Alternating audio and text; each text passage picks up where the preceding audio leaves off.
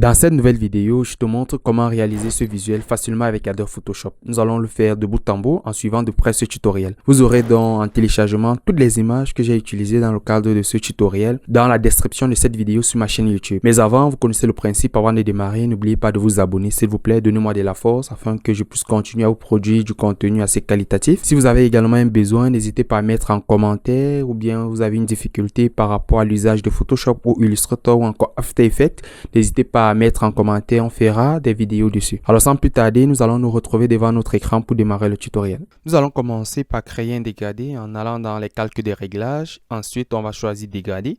J'ai déjà un dégradé prédéfini. Il s'agit de ce dégradé. Donc voici le code hexadécimal pour gagner en temps.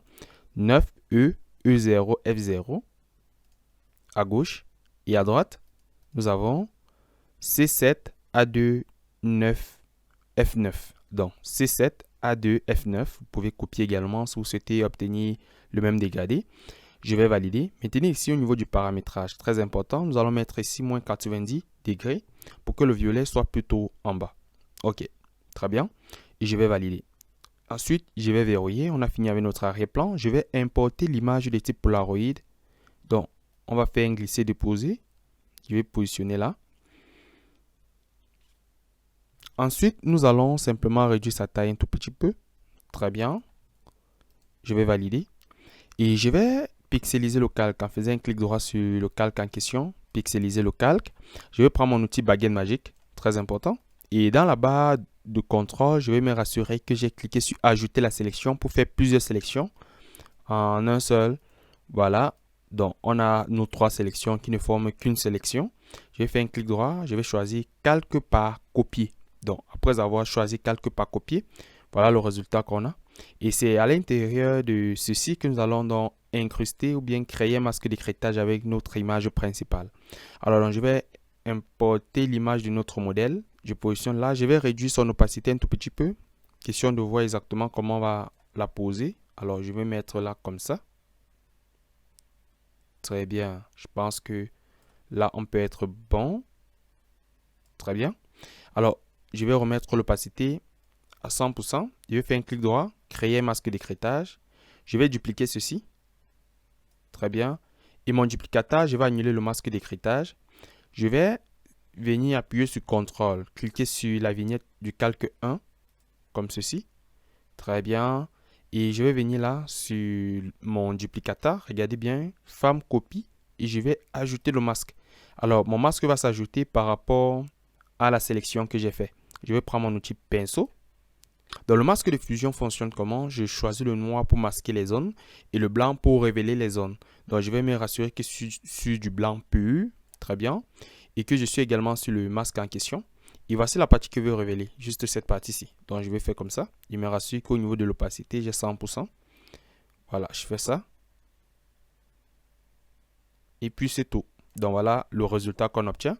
Et je peux donc réactiver ceci. Donc, voilà mon résultat. Simplement, ça ne nous a pas pris beaucoup de temps. Je vais importer également mes éléments de décoration. Je vais faire un glisser-déposer. Ici, je vais rajouter mes papillons. Comme ceci. Très bien. Donc, je vais positionner par exemple mes papillons là. C'est bon.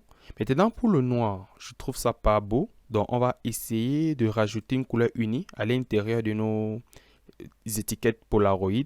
Donc, je vais me placer ici, juste au-dessus, en dessous du calque 1. Donc, entre le calque femme et le calque 1 que j'ai fait l'écrêtage, je vais ajouter une couleur unie. Ça va venir directement, voilà, ça va venir directement s'ajouter en écrêtage sur les deux autres. Donc, je vais cliquer là, je vais choisir dégradé. On va prendre le même dégradé de tout à l'heure, ceci. OK. Maintenant, on se rassure également, vous voyez qu'ici la couleur n'est pas bon. On se rassure ici qu'on a moins de 90 degrés. Très bien. Et donc, voilà le résultat que j'obtiens. C'est assez satisfaisant. Maintenant, je vais rajouter l'halo de lumière simplement. Aussi simplement, je vais rajouter l'halo de lumière ici. Et pour cela, on va se placer tout au-dessus. On va créer un calque de pixels. Je vais prendre mon outil pinceau. Et puis, je vais prélever une couleur ici. Je vais prendre cette couleur-ci. Je prends du bleu. Je prends même ce bleu sur le papillon. Je monte un tout petit peu la taille.